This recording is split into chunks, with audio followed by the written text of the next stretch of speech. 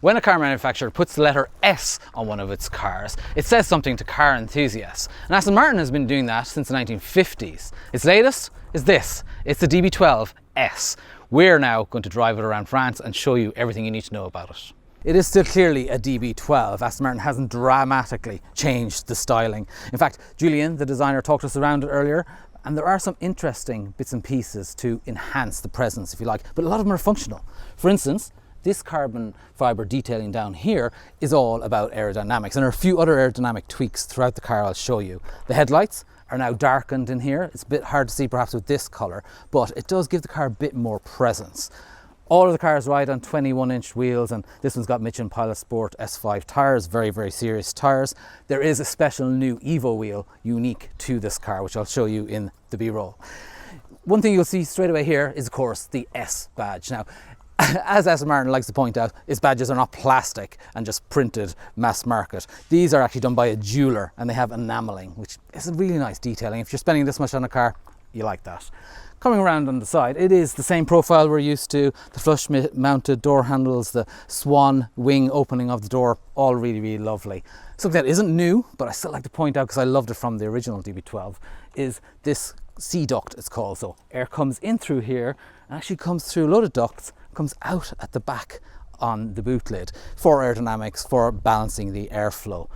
Those that are familiar with the DB12, however, will notice that we now have a fixed spoiler here. Before there was an automatically deploying one. So they've reduced weight by taking that out actually, but they still need to balance the aero, and that's what this is about. It gives the car a little bit more presence, probably goes along with the S badge. The biggest thing that you'll spot at the back, and one of the reasons to go for the S perhaps, is the new exhaust system. It's a double stack system. It's what we saw originally in the DBX S, you might remember. Then this car doesn't have the upgrade, it's a titanium upgrade. So you can get a titanium exhaust system, which makes it even louder again. Now, this is where I'm going to kind of let my engineering background nerd out a bit. We saw some graphs to show the exhaust profile, the noise profile from the DB12's exhaust. So the standard DB12, the DB12 S with this exhaust, and then the DB12 S with titanium exhaust. And it's really quite interesting. This one even has much more bass, would you believe it, and a bit more mid-range, and the whole volume is up a little bit. But the titanium takes all that and ramps it up again. So please go for that. Never mind the fact that it actually reduces the weight a little bit. And actually, on the subject of weight, the S is up to 38 kilograms lighter than the regular DB12. You can have the titanium exhaust obviously, but this comes with carbon ceramic brakes as standard, and that's a significant reduction in weight. And that, let me tell you, indicates the remit of this car. This car is about driving, and Aston Martin wanted it to be for drivers, as it likes to say. A bit more agile, a bit more fun to drive, just everything amplified up without perhaps looking like it. Before we go out and drive, let's have a quick look at the interior, because there are a few upgrades in there worth looking at as well. The interior of the S model isn't vastly different to the regular DB12. And it almost doesn't matter what the extra S bits are, because most Aston Martin buyers customise their car to the nth degree anyway, and they're quite personal, and they have different finishes, different colours to what each buyer wants. A couple of things that are worth pointing out. You've got these lovely S branded sports seats. This particular car has the Aston Martin wings in red on the headrests.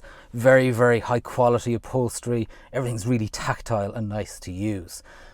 We've already seen the new control interface here in the middle, where you have physical, analog and very solid controls to touch and feel, which we love. And yet it still has high-tech infotainment. You've got digital screen.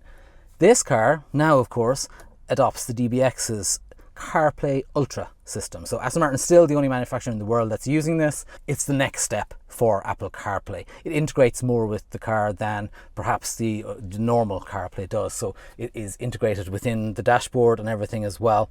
Some people like it. Apparently, if you get used to it, it is really good. Unfortunately, we find that it does need a really good connection. So if you live somewhere with a really poor connection, don't use Apple CarPlay Ultra. It doesn't really matter, to be honest. This car is all about how you drive. And really, I think I better go out and drive it now. Button.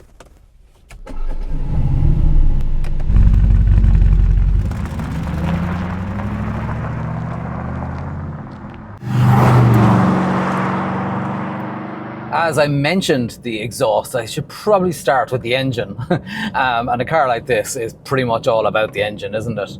It has got a twin turbocharged 4-litre V8 as before. We love this engine. It sounds phenomenal. It has huge performance. And actually for the S, Aston Martin hasn't dramatically changed it. I mean, I guess the car didn't need a lot of performance, and when you reduce the weight a little bit as well, it's kind of no point. It was already fast enough, but you know, for the sake of it, it's added 20 horsepower. So there's a nice round 700 horsepower, which is a huge amount. But actually this car is all about its torque, and it produces up to 800 Newton meters of the stuff from under 3000 RPM all the way up, and that defines the car in many ways. You get that instant acceleration, but you don't need to change down. And I guess that suits the GT part of this car. It is a GT, let's not forget that. Despite the S badge, despite the renewed focus on how it drives, it's still a GT car, which is supposed to be able to cover continents at speed comfortably if you wanted to. Unsurprisingly, there's not a manual version of this car. It's got an 8-speed automatic. You have got these incredibly solid gear change paddles behind the wheel here, which is fantastic. It makes you want to change gears. In fact, if you want, you can just press the manual button here so the car doesn't override your decisions, and that's quite gratifying to use when you're out on the open road.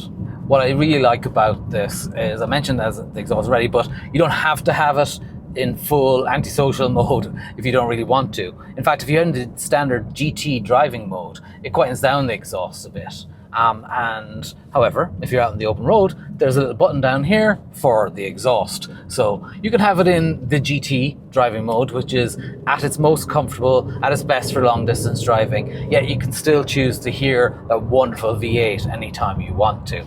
There's another button down here for the damping. Actually, it's got a very, very sophisticated Bilstein DTX damping system. They're brilliant at what they do. Great bandwidth in terms of they are quite comfortable on one end, yet also really well controlled, and they do so much more between. Aston Martin uses individual damping forces at each corner to alter the car depending on everything else that's going on. That interfaces with things like the electronically controlled differential for the rear wheels and so much more to enhance the whole driving experience. And the end target is agility and the experience. It's not necessarily about going fast, even though it is a fast car, obviously. This isn't a track car. I think it is worth mentioning that, even though it'd probably be very, very much fun on a track. But in these country roads in France and around Provence, it's just planted, enjoyable to drive. And even when we hit some pretty bad traffic, you don't mind. It's just a comfortable car to amble around in as well. It's a car you can spend hours in, which we've done actually. We spent about 5 hours in the car today.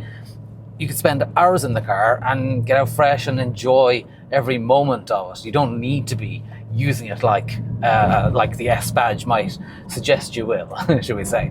But anyway, let's go back to those S changes. As I said, there's a little bit more power, a little bit more performance, a little bit less weight. So those two things go hand in hand very well together. And then on top of all that, Aston Martin has made some key changes to the suspension. It starts with the rear, actually. So it's stiffened up the rear anti-roll bar. It doesn't sound like much. It's increased the diameter of it by 0.5 millimeters, which adds, a considerable amount of stiffness overall, roll stiffness at the back. To balance that, because what that does, it makes the car more agile. It makes it feel shorter in wheelbase, if you like. It reduces the tendency to push on at the front or understeer. And yet to balance that extra agility and snappiness in the corners, it isn't snappy, but that's what doing that might do. Aston Martin has tweaked the differential as well, the active differential. And that is key to how this car handles. But let's face it is all about how this car sounds. So I'm putting it into sport mode, because that actually sounds quite extreme. Change it down a bit and have a listen. It is very, very quickly up to very, very quick speeds. It's a proper performance car. Don't be taken in by the GT moniker. And the regular DB12 is also super fast, but I just love how it can move from that comfortable cruiser, doing your long distance, to something that's really, really very fast in such a short amount of time. So anyway, I was talking about the eDiff. So it's an active electronically controlled differential for the rear wheels. It can divvy up what it's doing, how much it's locking between the two wheels, how much of the engine's output basically goes to each of the rear wheels. So depending what the car is doing, and that happens whether you're decelerating into a corner or whether you're accelerating out of it. And what I love about the way Aston Martin works with these things is its main remit, or its main target, is for the car to feel natural and agile and enjoyable. And it does. It just feels good to drive. You know there's lots of electronics and lots of cleverness going on underneath, but you just get on with it. The steering is something that Aston Martin has also altered to counteract that pointiness of the front end. And so it feels a bit heavier at first, but it's quite clean feeling. You know, it's quite dependable. You rarely need to take more than a quarter of a lock. So through a corner like this, it just loads up nicely. You feel it and you want to accelerate away, and then before you know it, you're into the next one. And then you just squeeze on the brakes, down a gear. And those brakes, by the way, the carbon ceramic brakes, they are also really easy to modulate and use. The brake pedal feels perfectly weighted, and even around town, even going at slower speeds, it doesn't feel like it's compromised by the fact that they are capable of, up to 800 degrees centigrade or something. It's just crazy.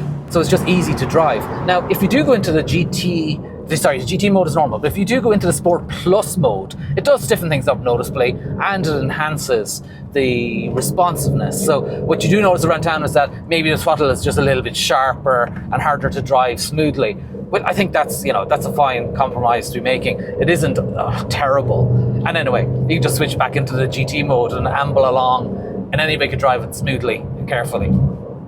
I do love that it's got, more than ever, that duality. The two different personalities, two different aspects of the car. It can be driven all day comfortably. You can bring the family, small family at least, only 2+2 as they call it, out for a day and travel a lot of distance quite comfortably. Or you can find a decent road like this, put it into GT Sport mode, and well, enjoy it.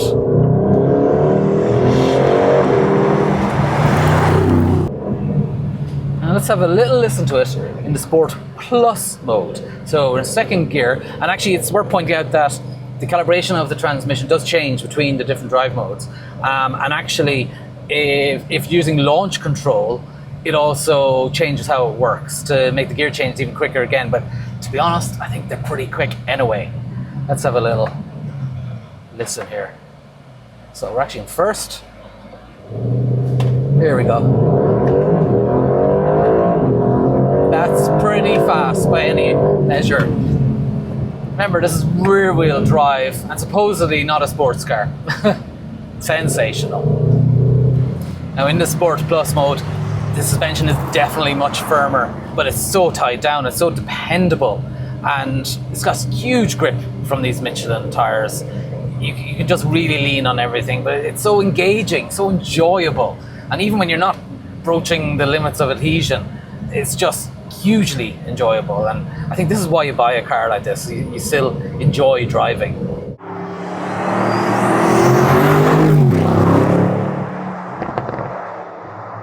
Well, that's our first look at the new DB12 S. As I said, it doesn't dramatically change the character of the DB12, so it's still a Grand Tourer at heart, which we love, but those who love driving will love it even more. And the best thing about it is you can have the S model and it doesn't really compromise day-to-day usability either. It does everything that you expect a Grand Tourer to do, just maybe with a bit more attitude, which we love. If you want to read more about us nerding into the engineering details of the DB12S, make sure you check out the written review, because there's a lot more detail on that. It's on our website, which as ever is a great resource for finding your next new car or just dreaming about your lotto win. It's CompleteCar.ie.